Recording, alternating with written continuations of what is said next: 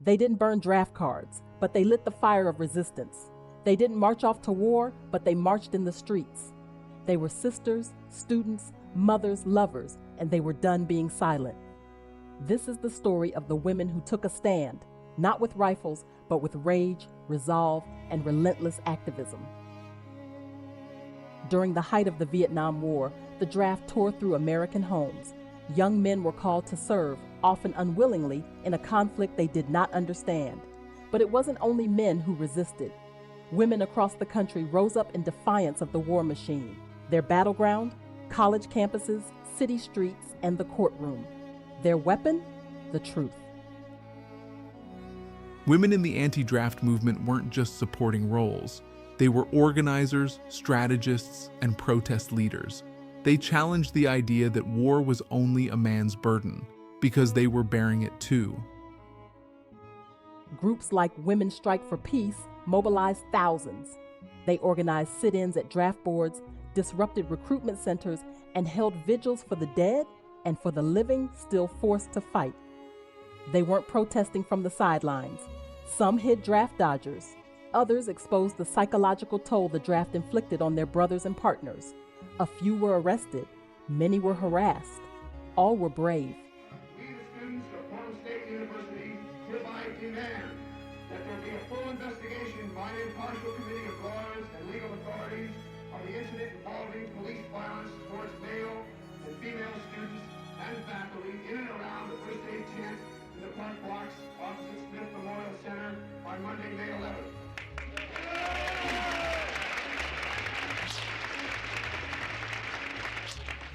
In addition, we feel that the tactical squad should be immediately abolished as it has no function in a free society. She stood by me when no one else did. When I turned in my draft card, she held my hand. I was scared, but she was fearless. Their defiance was not loud, but it echoed.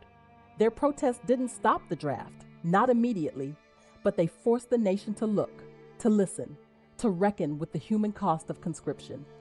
They didn't wear medals, they didn't wear uniforms, but they served in the fight for peace, for justice, and for the right to say no.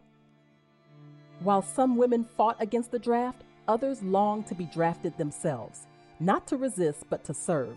They wanted to fight, to heal, to fly, to lead. But in a war dominated by male uniforms and male orders, these women faced a different kind of battle, the fight to be allowed in. They were nurses, secretaries, translators, engineers, vital yet often invisible. Denied combat roles, limited by law and expectation, many women found themselves in the margins of the war effort, even as they stepped forward asking to serve more directly. The law prohibited women from being drafted, and only a small number served in official capacities. But that didn't stop thousands from volunteering. Many were turned away, not because they lacked skill, but because they wore the wrong uniform, a woman's body. They told me I could be a clerk, maybe a typist, but I didn't want a desk. I wanted a rifle. I wanted to be where the real war was. I wanted to prove I could do what they said I couldn't. They joined through every avenue they could. Some trained in hospitals and served as medics in field units. Others took to the skies in non-combat roles, ferrying supplies or wounded soldiers. And still others volunteered for civilian roles so dangerous they blurred the line between front and rear. We were told we wouldn't be in danger, that we'd boost morale. But I saw things, men crying, dying, begging for home. I held hands in their last moments. That wasn't just morale. That was war. Some Vietnamese women trained in guerrilla warfare, acting as couriers, snipers, and even assassins. On both sides of the conflict, women were determined to do more than just support. They wanted to fight. These were the women who asked to carry more than the burden. They wanted to carry the rifle, the mission, the risk. Not out of bloodlust, but out of purpose, patriotism, pride. And though they weren't always given the chance, they never stopped trying. The draft was designed for men. It summoned them to war, measured their worth in numbers, and scattered their fates across battlefields. But while it ignored women, it still shaped them. shaped their roles, their futures, their identities in ways the world rarely acknowledged.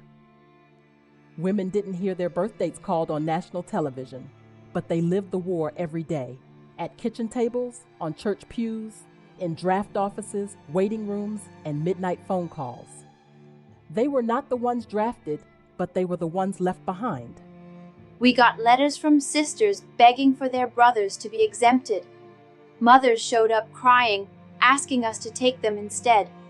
We couldn't do anything. The draft didn't ask about women, but they came anyway. The draft divided households, it postponed weddings, it created single mothers, it forced daughters into early adulthood, and it defined a generation of women not by their service, but by their silence. For many, the draft wasn't just about war, it was about watching their lives bend around a system they couldn't control. They raised children without fathers, managed grief without closure, and worked tirelessly to hold broken pieces together. They said it was only the men who were called, but when my son didn't come home, I felt drafted too, into a life I didn't choose. Today, the stories of women shaped by the draft are still unfolding. They appear in memoirs, in oral histories, in unmarked graves. They are the scars that don't wear dog tags, but linger just as deep. The draft may have ignored them, but it defined them. Their grief, their growth, their resistance, written not in enlistment papers, but in every act of resilience that followed. Because war doesn't need to call your name to change your life. In the next chapter of our series, we travel from the quiet homes of waiting women to the thick jungles where others made their stand. Subscribe and turn on notifications to follow every story, told at last and in full.